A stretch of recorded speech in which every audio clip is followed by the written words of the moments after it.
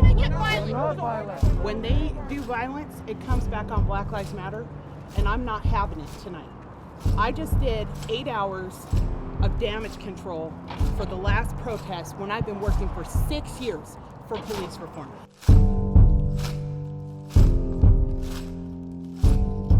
I'm aching. My people every day are tired. We come out in these streets to say one message and to say that Black lives matter.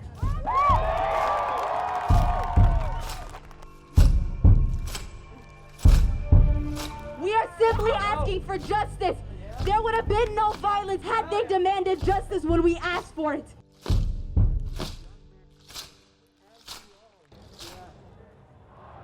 So the protest started at the Washington Square Park, and it appears now we're marching back closer to where the epicenter of the protests were on Saturday. We haven't seen any police yet. It's been really peaceful. We haven't seen any counter-protesters yet. There's a huge gathering. I first guessed several hundred, but it could easily be more than that. Don't shoot! Don't shoot! No peace! No justice. No peace! No racist.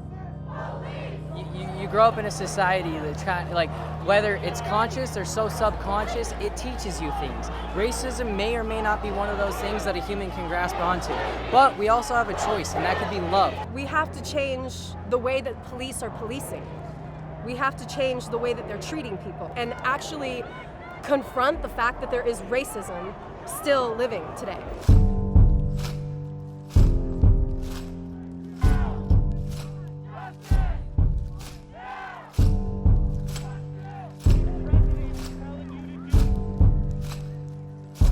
Protesters are asking the National Guard to put their guns away, saying that we're civilians.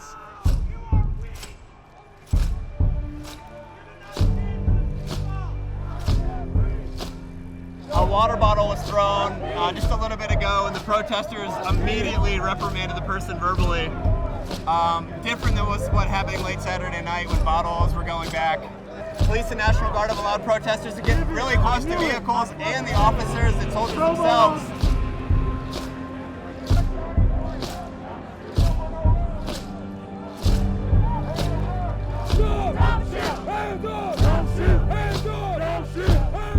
So an hour and 45 minutes into the protest now, protest organizers have started rallying protesters to go back to Washington Square Park. It's 8:21 Monday night. The Salt Lake City Police, dressed in riot gear, have had their first serious interaction with the protesters here 21 minutes after curfew. Multiple non-lethal rounds.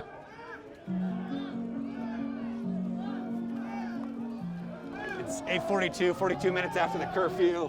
The police had just pushed the last remaining protesters across the street. It's almost 9 o'clock. Police are giving us one final push. There are maybe a dozen protesters left. Most people left an hour ago. What's going to come from that? That's what I'm asking you. What's going to come The gentleman here in the black t-shirt, the baklava around his neck's name is Matthew Bird. He's spent the last hour trying to talk to the protesters, encouraging them to leave, encouraging them to listen to the cops. I want everyone to understand we got one person that's in charge. That's my only judge. God is the man that we got to look at. Nobody else. God is the man that we listen to.